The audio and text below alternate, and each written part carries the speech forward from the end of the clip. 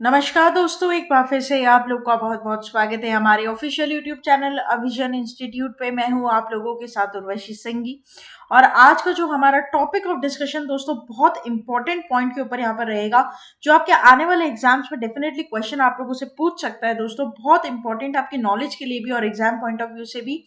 दोस्तों, reserve bank of India ने यहाँ पर अपना पायलट प्रोजेक्ट लॉन्च कर दिया है, जो कि है डिजिटल रुपी का। दोस्तों, काफी कंट्रोवर्शियल है और साथ ही साथ पहले भी बजट में इसकी चर्चा हो चुकी है हमारे फाइनेंस मिनिस्टर के द्वारा। तो एंड तक आप इस सेशन को जरूर देखिएगा, बने रहिएगा हमारे साथ, क्योंकि बहुत कुछ है जानने को। तो चलिए फिर स्टार्ट करते हैं दोस्तों कि क्या है ये डिजिटल रुपी और रिजर्व बैंक ऑफ इंडिया ने ये जो पायलट प्रोजेक्ट यहाँ पर क्या किया है दोस्तों, लॉन्च किया है। ठीक है, तो यहाँ पर इसकी क्या अपेक्षाएं हैं और क्या इसकी इम्पोर्टेंस है, किस तरीके से बदलाव अब आ सकते हैं हमारे अगर मैं बोलूँ स्ट्रक्चर में, जो बैंकिंग स्ट्रक्चर उन सब में, तो सारी बातें हम यहाँ पर बिल्कुल इलेबोरेटली फॉर्म में करेंगे।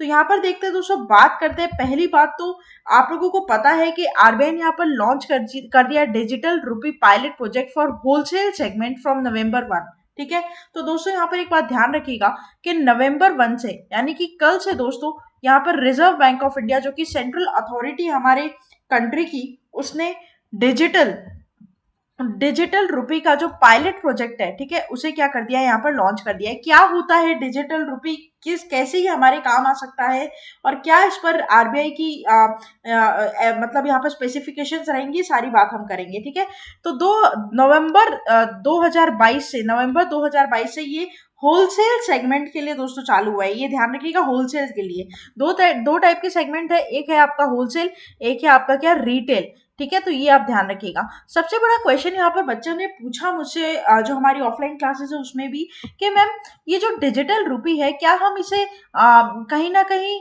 इक्वलाइज कर सकते हैं, जो हम पेटीएम में पैसे रखते हैं या फिर हम हमारे पास फोन पे पर जो पैसे रहते हैं, वो भी तो एक टाइप का डिजिटल रुपी है। नहीं, एक बात को आप मेरी बहुत गौर से सुनिएगा और समझने की कोशिश कीजिएगा दोस्तों। पेटीएम के वॉलेट में जो पैसा होता है, पेटीएम में जो पैसा होता है, या फोन पे पर जो हमारा पैसा होता है, वो एक तरीके का डिजिटल रुपी है, मतलब फॉर्म ऑफ डिजिटल रुपी है, लेकिन डिजिटल रुपी है नहीं। क्यों? क्योंकि कहीं ना कहीं उसकी फिजिकल एग्जिस्टेंस है। आप मेरी बात को समझना, फिजिकल एग्जिस्टेंस मतलब, जैसे मैम आरबीआई ने 2000 रुपए का नोट छापा तो उसकी फिजिकल एग्जिस्टेंस है, 500 रुपए का नोट छापा तो उसकी फिजिकल एग्जिस्टेंस है, 100 रुपए का नोट छापा तो उसकी एक फिजिकल एग्जिस्टेंस है। उसी तरीके से पेटीएम के वॉलेट में या फोन पे के वॉलेट में जो पैसा हमारे पास पड़ा है ना दोस्तों, उसकी भी एक फिजिकल क्या है दोस्तों, एग्जिस्टेंस है। कैसे? क्यों? आज अगर मान लीजिए कि मैंने मेरे अकाउंट में 10,000 रुपए डाले, तो पहले जाकर मैंने इसे क्या किया दोस्तों, डाला, डिपॉजिट किया किसमें, बैंक अकाउंट में, और उसके बाद उसे फोन पे वॉलेट पर या फिर पेटीएम वॉलेट पे विड्रॉ कर लिया। ठीक है, तो कहीं ना कहीं जो पैसा मेरे फोन पे पर और पेटीएम वॉलेट पे पड़ा है, उसकी फिजिकल एग्जिस्टेंस है, लेकिन डिजिटल रुपए की कोई भी फिजिकल एग्जिस्टेंस नहीं है। और ये डायरेक्टली किसके द्वारा इशू किया गया है, आरबीआई के द्वारा। आ गई बात समझ में? ये पैसा भी आरबीआई के द्वारा ही इशू किया गया और ये पैसा भी आरबीआई के द्वारा ही इशू किया गया। तो यहाँ पर ये डिफरेंस है, प्लीज कंफ्यूज मत होना। दैट इज, वो जो भी पैसा आपका पेटीएम वॉलेट और फोन पे वॉलेट पे पड़ा है, वो एक फॉर्म ऑफ डिजिटल रुपी आप बोल सकते हो, लेकिन वो एक्चुअल डिजिटल रुपी नहीं है, क्योंकि उसकी फिजिकल एग्जिस्टेंस एग्जिस्ट करती है। आ गई बात समझ में? तो ये बहुत सिंपली मैंने यहाँ पर आपको समझा दिया। ठीक है, तो प्लीज कंफ्यूज मत होइएगा, जो आप गूगल पे कर रहे हो, पेटीएम कर रहे हो, फोन पे कर रहे हो, वो डिजिटल रुपी नहीं है दोस्तों। डिजिटल रुपी नवंबर 1 से पायलट प्रोजेक्ट के थ्रू आरबीआई के द्वारा लॉन्च किया गया है, और वो भी सिर्फ होलसेल सेगमेंट के लिए। रिटेल मतलब आप में जो हमारे जिस छोटे छोटे जो नागरिक हैं इस देश के, वो आते हैं रिटेल सेगमेंट में, राइट। तो अभी तो रिटेल सेगमेंट तो दूर की बात, अभी तो सिर्फ होलसेल सेगमेंट के लिए क्या किया गया है दोस्तों, लॉन्च किया गया है। ठीक है, आगे बढ़ते हैं, इसके बारे में पूरी बात हम करते हैं। तो central bank digital currency has finally come to India with the start of the pilot phase of digital rupee rollout from today November 1, 2022. However, the Reserve Bank of India has launched the first pilot and digital rupee for the wholesale segment only, right? तो please इस बात को बहुत गौर से समझिएगा आप लोग कि डिजिटल जो करेंसी है वो फाइनली इंडिया में यहाँ पर क्या हो गई, उसकी शुरुआत हो गई है नवंबर 1 से। और दोस्तों, रोल आउट होना भी स्टार्ट हो चुका है, और ये एक तरीके का पायलट प्रोजेक्ट का मतलब क्या होता है, जो कि इनिशियली स्टार्ट किया था, टेस्ट फेज में होता है। ठीक है, उसे पूरी तरीके से लॉन्च इसलिए नहीं किया जाता है क्योंकि अभी जब कोई नई चीज हम करते हैं तो दोस्तों गलतियां निकलती है और उस गलतियों को उसी फर्स्ट इनिशियल स्टेज पर ही सॉल्व कर दिया जाए, उसे वो बोलते हैं पायलट प्रोजेक्ट, राइट। तो पायलट प्रोजेक्ट अब यहाँ पर लॉन्च किया गया है और सिर्फ वापस मैं दोहरा दूं होलसेल सेगमेंट के लिए है, ठीक है, होलसेल सेगमेंट के लिए। तो ये आप ध्यान रखेंगे दोस्तों। इसका जो सिंबल है वो कैसा है तो ध्यान रखिएगा, ई मतलब हो गया आपका डिजिटल, राइट, ये हो गया आपका रुपी का साइन, और अगर उसके आगे डब्ल्यू लिखा रहता है तो होलसेल और आर लिखा रहता है तो रिटेल। वैसे आगे हम इसके बारे में पढ़ेंगे लेकिन यहाँ पर भी मैंने आपको इधर बता दिया है, ठीक है। तो ये बात आप लोग इधर क्या करेंगे, ध्यान रखेंगे, काफी इंपॉर्टेंट यहाँ पर रहता है। अब दोस्तों बात आती है क्या, बात आती है ये कि जो डिजिटल करेंसी है इसका किस तरीके से यूज है और क्या मतलब फॉर्म में ये रहेगा, ये सारी बातें हम करेंगे यहाँ पर डेफिनेटली। तो सेंट्रल बैंक डिजिटल करेंसी और digital rupee is a digital form of currency notes issued by central bank of India, that is reserve bank of India. दोस्तों रिजर्व बैंक ऑफ इंडिया के द्वारा जिस तरीके से करेंसी नोट्स जो आपके और मेरे जेब में अभी इस वक्त पड़े होंगे, हमारे घरों में कहीं छुपे बैठे होंगे, उस तरीके से जो करेंसी नोट्स इशू किए जाते हैं उसी तरीके से आरबीआई क्या करेगा, डिजिटल करेंसी को भी क्या करेगा, इशू करेगा। आगे बात समझ में आपको। तो ये है डिफरेंस, डिजिटल करेंसी का कोई फिजिकल एग्जिस्टेंस नहीं है, छू नहीं सकते आप उसको, ठीक है। तो ये ध्यान रखना, टेंजिबल नहीं होते ये। तो डिजिटल करेंसी अब नवंबर 1 से रोल आउट होनी स्टार्ट हुई है। डिजिटल करेंसी और रुपी is an electronic form of money that can be used in contact lens transactions, right. जो ट्रांजैक्शन कॉन्टैक्टलेस है, ठीक है, मतलब फिजिकल नहीं है, टेंजिबल नहीं है, सिर्फ उसी के लिए डिजिटल करेंसी क्या हो सकती है, यूज हो सकती है।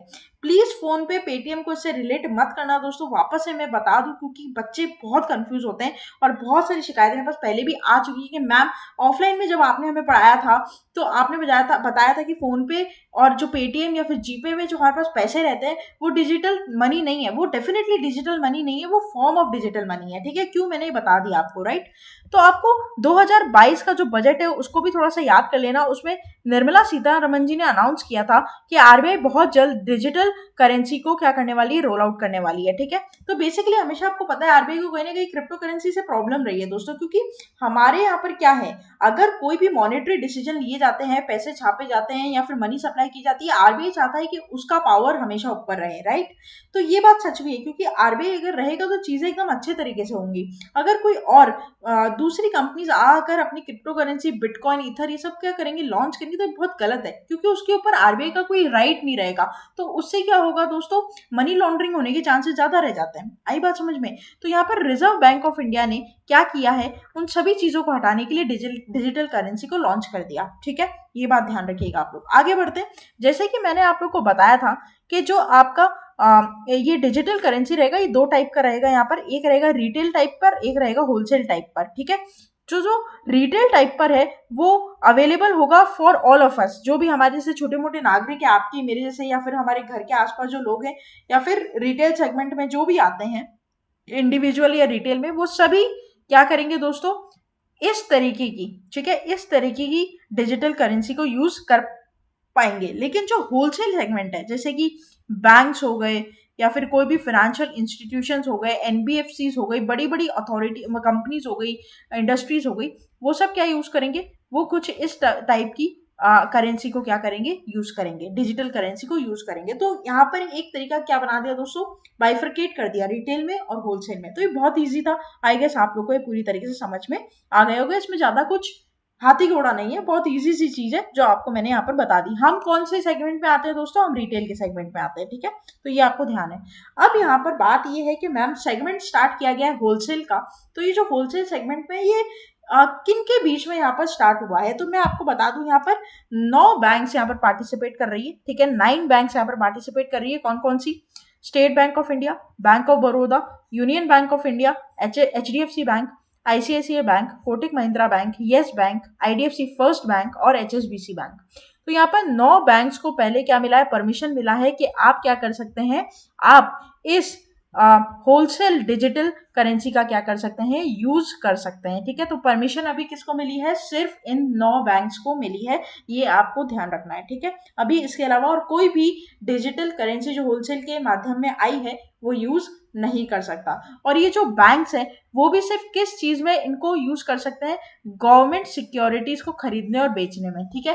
गवर्नमेंट सिक्योरिटीज, क्योंकि आपको पता है सरकार बहुत टाइप की सिक्योरिटीज बॉन्ड्स वगैरह निकालती है, तो जो भी गवर्नमेंट सिक्योरिटीज या फिर गवर्नमेंट बॉन्ड्स है दोस्तों, अगर कोई भी 9 में से कोई भी बैंक उसमें लेन देन करना चाहता है, सेल परचेज करना चाहता है, तो वो डिजिटल करेंसी होलसेल का क्या कर सकता है, यूज कर सकता है, ठीक है। अदर कोई भी और फील्ड में इसका यूज नहीं हो सकता एक्सेप्ट सेलिंग और purchasing of government securities, right. तो ये बात आपको इधर ध्यान रखनी है कि 9 बैंक को दिए गए हैं, वो भी इनको भी रेस्ट्रिक्ट करके रखा है कि सिर्फ गवर्नमेंट सिक्योरिटीज और बॉन्ड्स में ही आप क्या कर सकते हो, ये डिजिटल करेंसी होलसेल को क्या कर सकते हो दोस्तों, यूज कर सकते हो, ठीक है। तो ये बात भी मैंने आपको यहाँ पर बता दी। हालांकि एक पॉइंट ऐसा और निकला, एक आर्टिकल में ऐसा और लिखा गया है दोस्तों कि बहुत जल्दी रिटेल भी स्टार्ट करने वाले हैं। रिटेल किस तरीके से स्टार्ट करेंगे कि मान लीजिए जो बड़े बड़े मेट्रोपॉलिटन शहर हैं, जैसे कोलकाता का कोई एक सेगमेंट है, जैसे मान लीजिए कोलकाता के सिर्फ मान लीजिए साउथ कोलकाता में, ठीक है, वहीं पर ही सिर्फ आपका क्या होगा, डिजिटल करेंसी का यूज होगा। या फिर मान लीजिए चेन्नई का कोई एक सेक्टर है, ठीक है, जैसे मान लो साउ कारपेट, ठीक है, साउ कारपेट पे ही होगा। या फिर मान लो कि दिल्ली की बात करूं मैं अगर, तो दिल्ली में सिर्फ आप लोगों का मान लीजिए जो नॉर्थ दिल्ली है सिर्फ वहीं पर ही होगा, ठीक है। तो ऐसे छोटे छोटे सेगमेंट पर हो सकता है, ऐसा बोला नहीं है, अभी तक श्योर नहीं है, बट हो सकता है कि रिटेल डिजिटल करेंसी स्टार्ट कर दी जाए बड़े बड़े शहरों में। लेकिन अभी इसकी पूरी खबर हमारे पास पुख्ता नहीं है, ठीक है। तो ये एक अनुमान लगाया जा रहा है कि बड़े बड़े शहरों में आने वाले समय में कुछ कुछ जगह पर हमारी जो डिजिटल करेंसी रिटेल वाला सेगमेंट है वो स्टार्ट किया जा सकता है। बट हाँ, अभी पायलट प्रोजेक्ट के दौरान सिर्फ होलसेल करेंसी को यहाँ पर क्या किया गया है दोस्तों, लॉन्च किया गया है, ठीक है। तो ये बात आपको इधर क्या करनी है, ध्यान रखनी है।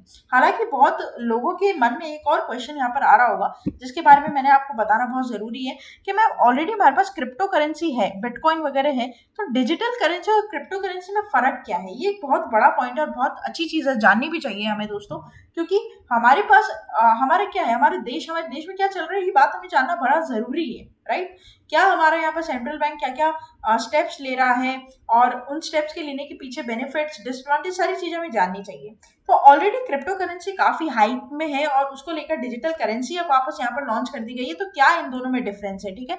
तो देखो, क्रिप्टो करेंसी एक डिसेंट्रलाइज्ड डिजिटल एसेट है जो कि मीडियम ऑफ एक्सचेंज है on blockchain technology, right. However it is primarily been controversial due to decentralized nature, meaning its operation without any intermediate like banks, financial institutions and central authorities। देखो, simply मैं तुम लोग को समझा दूं बिल्कुल easy भाषा में, जिसको नहीं पता उसे भी समझ में आ जाएगा। क्रिप्टो करेंसी जो है, ठीक है, क्रिप्टो करेंसी पहली बात तो रिजर्व बैंक ऑफ इंडिया इस पर क्या नहीं करता, कंट्रोल नहीं करता, या फिर कोई भी अदर फाइनेंशियल इंस्टीट्यूशन इस पर कंट्रोल नहीं करती। आगे बात समझ में।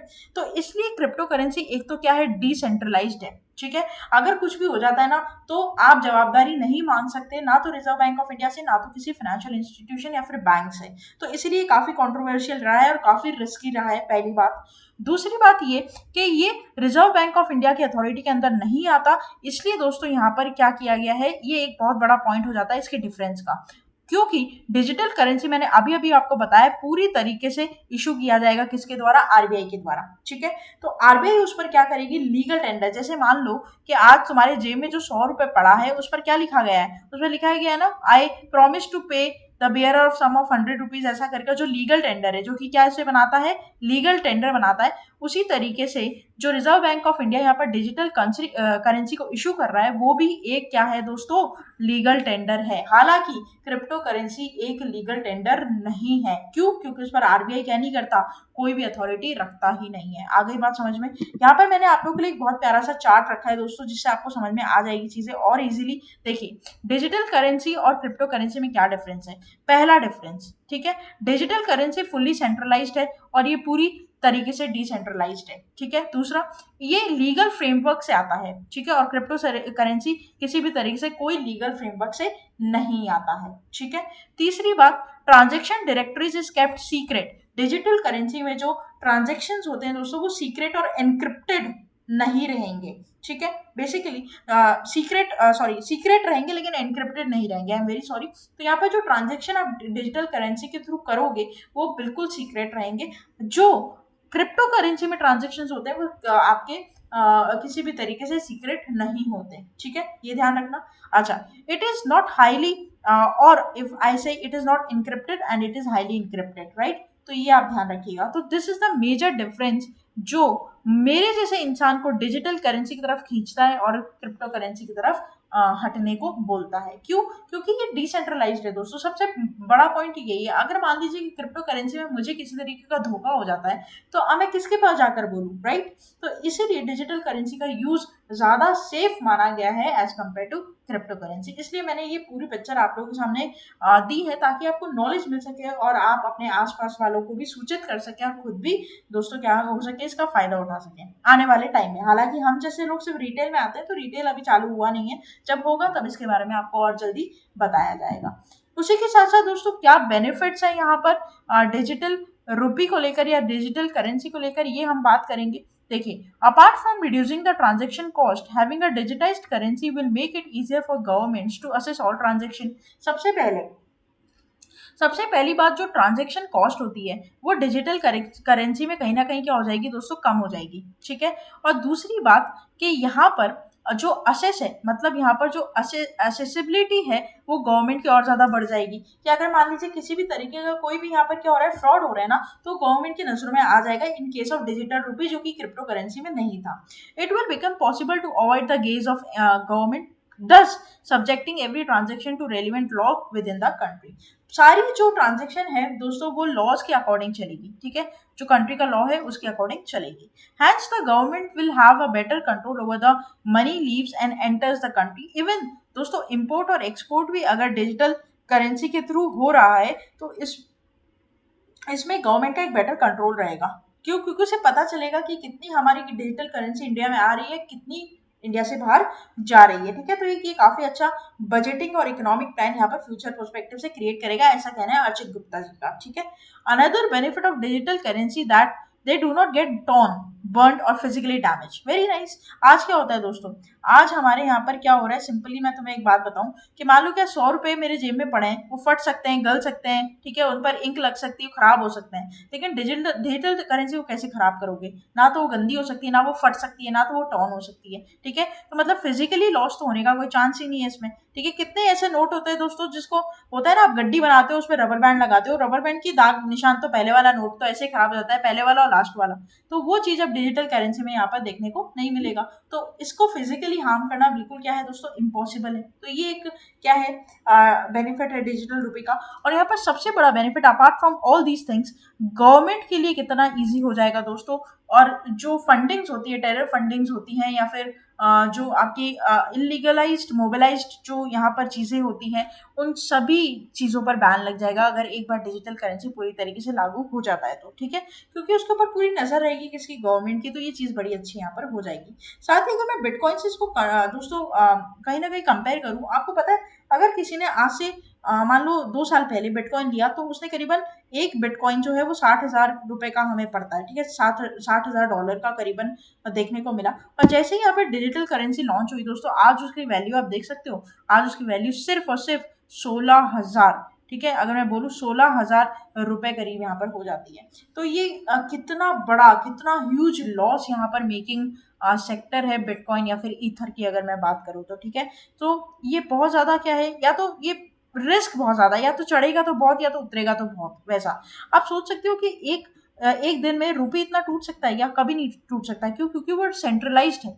जो चीजें डिसेंट्रलाइज्ड होती है ना, उन पर किसी भी तरीके का कोई कंट्रोल नहीं होता। या तो वो चढ़ेगी तो बहुत चढ़ेगी, हाई जाएगी तो बहुत हाई जाएगी, और डूबेगी तो पूरे ही ले डूबेगी। आई बात समझ में? तो यहाँ पर कभी भी आपने अपनी इंडियन करेंसी को एक दिन में इतना टूटते हुए देखा है? कभी नहीं हो सकता। लेकिन बिटकॉइन जब से ये डिजिटल रुपये वाली बात आई है ना दोस्तों, इतना टूट चुका है कि आप सोच नहीं सकते हैं, ठीक है। जो बिटकॉइन लोगों ने 2 साल पहले 60,000 में खरीदा था, आज उसकी वैल्यू आज का है दोस्तों, ये पूरा पिक्चर 16,000, आप इवन गूगल करके देख लीजिएगा, कल ये और ज्यादा गिर जाएगा जैसे इसकी हालात चल रहे हैं, ठीक है। तो ये हिसाब होता है। तो इसीलिए डिजिटल करेंसी यहाँ पर लेकर आई गई ताकि सेफ और सिक्योर्ड, ठीक है, स्ट्रक्चर ऑफ बैंकिंग बना रहे हमारे नेशन में। क्योंकि स्ट्रक्चर ऑफ बैंकिंग क्या चीज़ है, एक तरीके की रीढ़ की हड्डी है। अगर किसी कंट्री का स्ट्रक्चर ऑफ बैंकिंग अच्छा नहीं होगा, बैंकिंग स्ट्रक्चर अच्छा नहीं होगा, तो कोई भी दूसरी कंट्रीज उसकी तरफ अट्रैक्ट नहीं होगी। आई बात समझ में? तो अगर हमें हमारा बैंकिंग स्ट्रक्चर को सॉलिड बनाना है, अच्छा बनाना है, तो हमें अपनी मनी सप्लाई पर और हमारे जो इशूइंग ऑफ करेंसी नोट्स है, या डिजिटली या फिजिकली, उस पर क्या करना पड़ेगा, पूरा कंट्रोल करना पड़ेगा। तो ये बात रिजर्व बैंक ऑफ इंडिया अच्छे से जानता है, और उसने इसी पॉइंट को मद्देनजर रखते हुए डिजिटल करेंसी होलसेल सेगमेंट का दोस्तों क्या कर दिया, आगमन कर दिया है। और यहाँ पर वो पूरी तरीके से क्या हो चुका है दोस्तों, रोल आउट हो चुका है। पायलट प्रोजेक्ट जरूर है अभी, लेकिन आने वाले टाइम में वो पूरी तरीके से रोल आउट होलसेल और रिटेल दोनों सेगमेंट में आपको देखने को मिल जाएगा। तो दोस्तों ये था पूरा वीडियो जो मुझे आपको समझाना था कि ये एक्चुअल में डिजिटल करेंसी है क्या, क्या इसके बेनिफिट्स हैं, क्यों इसे लेकर आया गया है। बिटकॉइन और करेंसी, क्रिप्टो कॉइन की अगर मैं बात करूं, क्रिप्टो करेंसी की, क्या इसका डिफरेंस है, और साथ ही साथ कौन से सेगमेंट में अभी इसे चालू किया गया है। आशा करते हैं दोस्तों कि वीडियो आप लोगों को अच्छा लगा होगा। वीडियो अच्छा लगा है तो प्लीज लाइक करना मत भूलिएगा। आप हमारे official website that is avision.co.in पर भी विजिट कर सकते हैं। जितने भी आपके हमारे और हमारी तरफ से चलाए गए अपकमिंग या ऑनगोइंग क्रैश कोर्सेज है, उनकी डिटेल आपको यहाँ पर मिल जाएगी। आप अपने आप को बहुत इजीली यहाँ पर इस वेबसाइट पर रजिस्टर भी करवा सकते हो। ठीक है, WBCS हो, SSC हो, रेलवे हो, बैंक हो, सभी में आपको यहाँ पर प्रॉपर गाइडेंस दी जाएगी। साथ ही साथ हमारा ऑफिशियल ऐप आप लोग इंस्टॉल कर सकते हैं, जहां पर आपको free video lectures, latest articles, daily quiz, daily current affairs, free mock test, GK capsule, job notification and 1000+ online test, ये सारी चीजें आपको अंडर वन रूफ मिलेगी। तो देर किस बात की दोस्तों, अपनी प्रिपरेशंस को और मजबूत बना लीजिए। जुड़ जाइए India's best learning app, best learning online platform, study any time anywhere with Avision institute. Channel को सब्सक्राइब जरूर कर लीजिएगा जो भी हमारे चैनल पर पहली बार जुड़ा है, और साथ ही साथ इन वीडियोस को दोस्तों शेयर करते रहिएगा, ताकि आगे आने वाले एग्जाम एस्पिरेंट्स या फिर जो आपके आसपास जो एग्जाम देना चाहते हैं, कॉम्पिटिटिव एग्जाम की तैयारी कर रहे हैं, उन्हें भी दोस्तों हेल्प हो सके। आप मेरे साथ जुड़ सकते हो हमारे ऑफिशियल टेलीग्राम चैनल पर, जहां पर आपको इन वीडियोस की लिंक और PDF सबसे पहले मिलेगी, और साथ ही साथ मेरे द्वारा वहां पर MCQs भी अपलोड किए जाएंगे दोस्तों, ताकि आपकी जो प्रिपरेशन है इसमें आपका और फायदा हो सके। तब तक के लिए बने रहिए। Thank you so much and have a nice day.